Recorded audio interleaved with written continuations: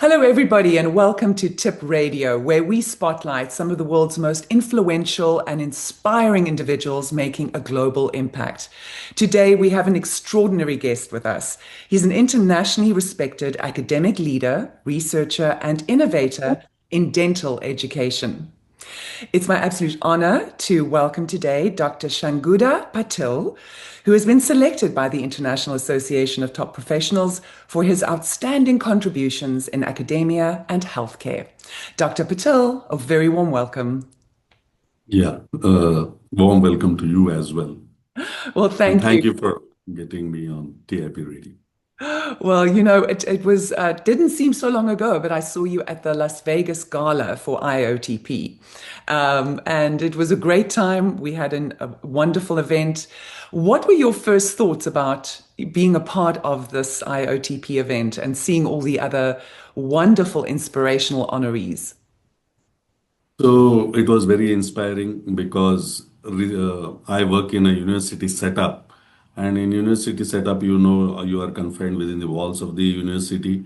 So being recognized by a big organization like IOTP, which is based in New York, so it feels very humbled, and I feel very honored, and uh, and it gives what they call affirmation that my work is resonating with the public, with the audience, and that is why IOTP has selected me, and my work has traveled beyond the walls of the university. So I feel very honored and very humbled for being recognized by the International Association of Top Professionals.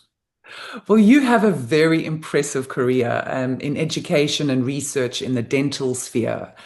Now, can you tell our audience, what inspired your journey? Did you always want to be in this field? No, I was interested in biology, being a child.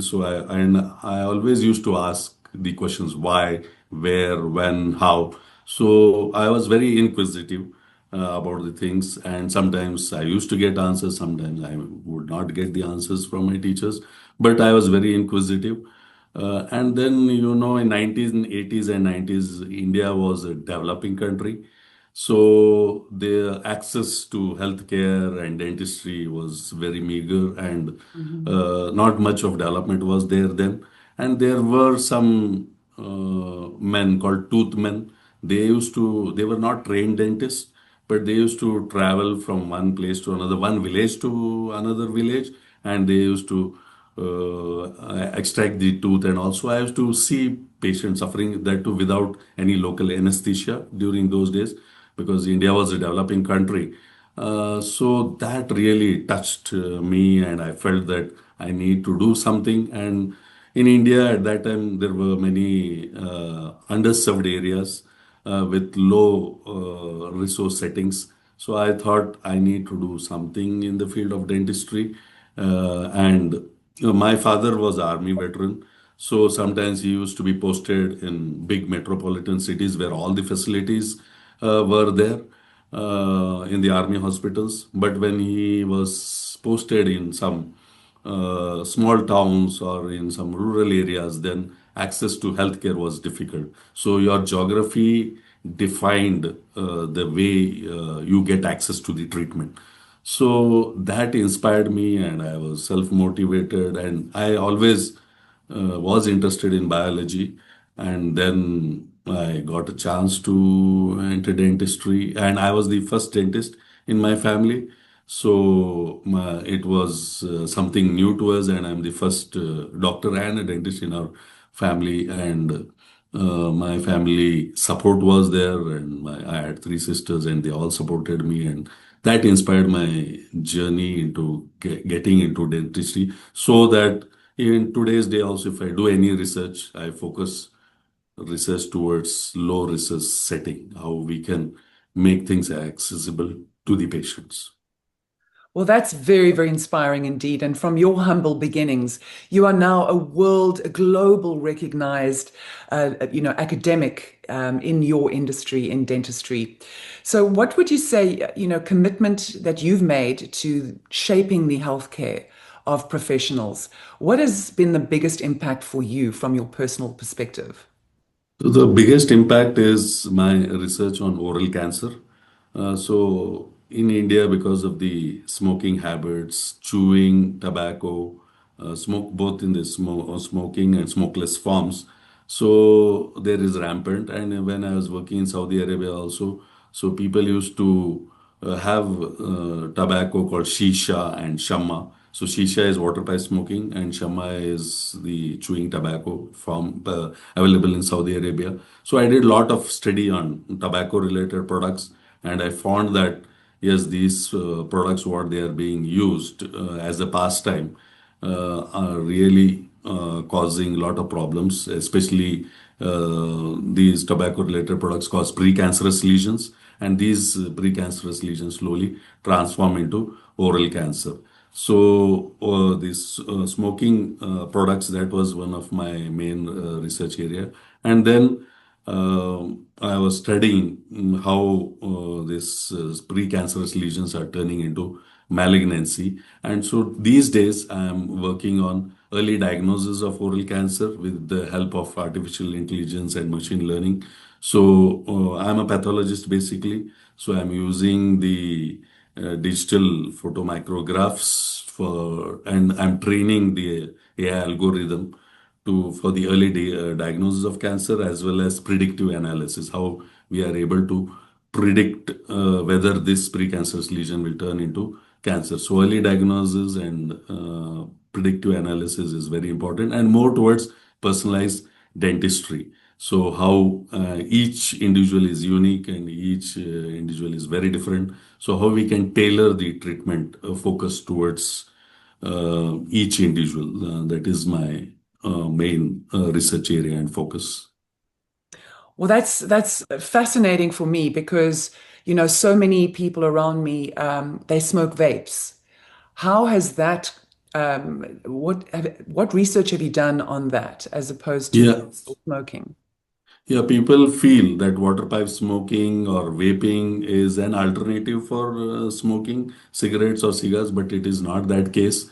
I have done research on vaping and I have submitted certain manuscripts as well to see the perception of the university students, what they feel about vaping, because they feel it is something like a fashion or it is an alternative for smoking, but it is Or a not healthier because version. yes, healthier version, which is not because even vaping causes problem in the lungs. So one or two incidents were there before COVID hit that people died because of vaping as well, because of the infection in the lungs. But once COVID set in, then people were taken aback because of the COVID and the research shifted towards COVID-19. So water pipe smoking also people feel it is the best part or the improved version of smoking cigarettes, but it is not the case. They say that one session of water pipe smoking is like smoking 100 cigarettes at any given time. So Wow. my PhD thesis, when I was doing PhD in University of Siena, my PhD thesis was on water pipe smoking and how the tobacco present in the water pipe smoking. I did a study on in vitro study on normal cell lines and how the cells transformed into malignancy when water pipe smoke was used. That was my thesis topic. Sure. I mean, you've done a lot. If I look at your resume, you've done so much in education. Tell us a little bit about that because you are consistently, you're an educator, but you're changing the world with what you're doing. Yes, so I'm an educator for last 15 years plus. I have been an educator. So I have taught in India and then Saudi Arabia. Then I am a visiting professor at the University of Siena, Italy. Then now I'm teaching at Roseman University of Health Sciences College of Dental Medicine, which is based in South Jordan in Salt Lake County. So I see one of the best students studying here at Roseman University of Health Sciences and one of the best faculty here in the dental school. So teaching is my passion and I love teaching and students are very promising, and I want to leave a lasting legacy in the field of education. So I'm doing a lot of research on augmented reality and virtual reality and how these what they call these techniques can prepare the students well in preclinical setting, and so that they can transform into clinics easily, so they get that hands-on experience. So I'm working on these technologies, and including artificial intelligence, and how to incorporate artificial intelligence into the clinical infrastructure for the dental school, and how to for the early diagnosis of the lesions, especially with the help of the radiographs. So how this, and I'm working on building an algorithm so that when we integrate AI into the electronic health records, so how we are able to diagnose the lesion, and how we can are able to interpret these lesions. So it will definitely assist the dentist, and even in the uh, teaching and learning methods, we are trying to do a lot of changes. And in Roseman University of Health Sciences, we have a hexagonal shaped classroom, and where it is very easy to discuss with the students. And even there is something called gamification based learning. So I use games while teaching as well. Suppose I finish one session of lecture, then I use games to understand whether the students are able to comprehend and understand my lectures. So this is what some new technologies we are getting into dental education, and we are publishing quite a lot of articles in the field of dental education. Wow, that's very fascinating. I mean, technology is moving so fast. And I'm sure in your illustrious career, you faced quite a few challenges. Tell us a little bit about that. What were some of the greatest challenges you faced? So one of the greatest challenge was I did not have a mentor initially when I started my career, when I started teaching or when I started doing research. So, and there was no funding and no support from the system initially. So that was the biggest challenge to begin with. And you need to have a mentor who can guide you in research, because you don't know whether you're going in the right direction or you're going in the wrong direction. And you until your research says that it is totally wrong, then only you admit or you confirm to yourself that the research direction what you're taking is completely wrong. So there was no one to hold and tell me that you're on the right path or the wrong path. So that was one of the biggest obstacle. Then I started collaborating with people. So collaboration also was not easy. Now we have a lot of technologies involved, but that time when I started doing research in 2009-10, so a lot of support was not there as far as technology is concerned as well. So it was difficult to collaborate and difficult to implement the way the international mentors used to guide us later on in my career. So that was one of the biggest obstacle, and no funding or support, unlike in US where you have billions of dollars for research funding. In India at that time, there was not much of funding for research. So I used to spend the money from my own salary or from my own pocket, and I used to do research. It was a self-funded research basically at the beginning, and slowly things changed, and I was able to get funding as well. But it is in the field of research, you need a good mentor and you need good collaborators to take your research to the next level. Well, that's incredible advice. And certainly from my perspective, speaking to you now, resilience does come from great leaders and builds great leaders. So when you look at your students and you see going into the future, the next 5, 10 years, how do you see the dentistry industry developing and what can be achieved? Dental industry is developing at a faster pace, and there are so many artificial intelligence companies which are there, which are trying to integrate AI into the field of dentistry. So artificial intelligence is one of the major things which will definitely help in early diagnosis and treatment planning. and it will the dentists are all already overworked, so this AI will definitely assist them to reduce the paper use of paper, and definitely it will assist them to for the early diagnosis of certain lesions. So AI is definitely helping, and even AI can help in record keeping, and AI can help in maintaining all the records. So definitely AI will help early career researchers. So what we used to struggle 10, 15 years back, that struggle is not there for the current educators or researchers, because in the initial steps, definitely AI will help, and AI can only assist you or support you. It cannot replace the dentist or the healthcare sector. So the it can be used as a support, it can be used as a guide. And I've told now with the help of augmented and virtual reality as well. So there are many companies which are building products which will give you the feeling of the real world environment of the clinics, and the students can easily master them in the preclinical setting, and then they are well trained to enter the clinics. So dentistry is transforming at a very fast pace, and in future maybe AI assisted surgeries also can be done, robotic surgeries and so on and so forth. But this technology can only assist and support, and even in curriculum development also artificial intelligence can help you develop the curriculum the way you want it to be. So we can take support, but and only an assistance, but it will not replace the dentist or the entire healthcare sector. Well, that's incredible. And I've learned so much from you today. You know, we are thrilled to celebrate you as our IOTP's annual awards gala dinner iconic member. So you will be joining us at the Plaza Hotel in December this year. What does this honor mean to you? This honor means a big deal to me, and I humbly accept this honor.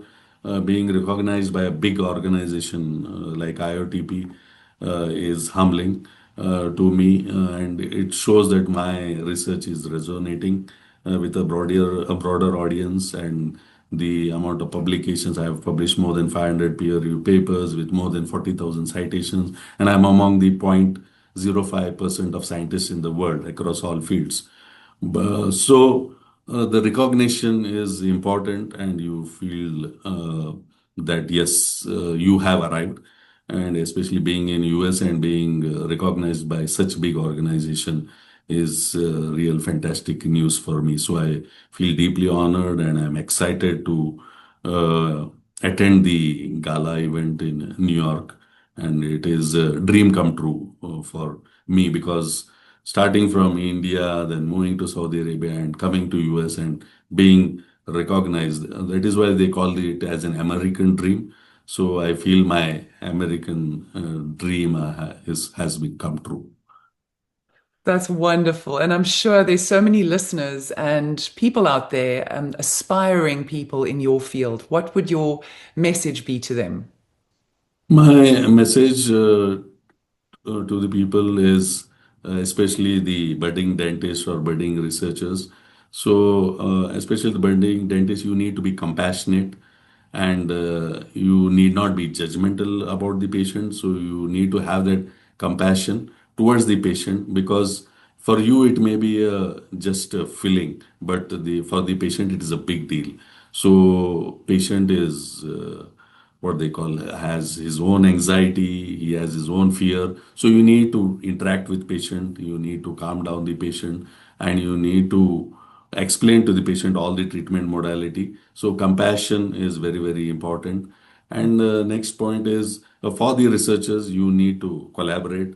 You need to contact people who are the best in the field, and sometimes you may get the reply, you may not get they may not get back to you, but there's nothing wrong in contacting and approaching. But if they get back to you, and then a new journey starts, and they can really help mentor you. So you need not have any inhibition to contact people who are top in their field, So, and collaborate with them because collaborations will definitely take your research to the next level. So, my advice to the new budding researcher is please contact and have that compassion with the patient, and definitely you will go a long way. Well, Dr. Patel, it was wonderful. Thank you for joining us today and for your leadership and the impact that you're making in the world. It's nothing short of extraordinary. So please just let our listeners know, how would they get hold of you to get more of this inspiration? So they can get hold of me on LinkedIn because LinkedIn is a professional network, and I am in touch, and I do reply to genuine messages. And many early career researchers contact me on LinkedIn, and I definitely try to help them around. So I tell the listeners, please don't hesitate to contact me or anyone of your choice, and you may hear back or you may not hear back from those. Even I was at the receiving end many times. When I try to contact people, sometimes I used to get a reply, I used to not get a reply, but you should not have that inhibition, and you should go ahead and contact and collaborate. So that is one point. And next is I'm working at the College of Dental Medicine, Roseman University of Health Sciences in Utah. So people can get in touch with me at any point of time. And due to my publications, my email ID is there, available in the public databases where I publish in open access journals. So my email ID is there, so you can definitely contact me, and I will try to help them and take their research uh, to the next level, so they need not have any inhibition, and we are always there to support, because what I have suffered and what I have undergone or what obstacles I faced, I don't want early career researchers to go through that.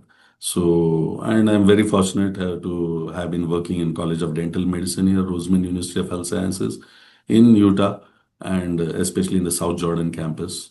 And we are a fantastic dental school, and anyone can walk in, and if they want to meet me, they are always welcome. But LinkedIn is the social media platform which I use quite often. Well, there you have it, listeners. If you want to meet Dr. Patel, if you want to hear more from our other honorees and know more about events from the International Association of Top Professionals, be sure to tune in to our website. And of course, come straight here for extraordinary stories on Tip Radio. I'm Michelle McLean. Thank you for joining us today. And Dr. Patel, we will see you very soon again at one of our wonderful IOTP events. Thank you, Michelle, for your time, and I thank IOTP as well for giving me an opportunity to share my thoughts. So, thank you so much. Wonderful. Stay blessed and we'll chat soon. Yeah.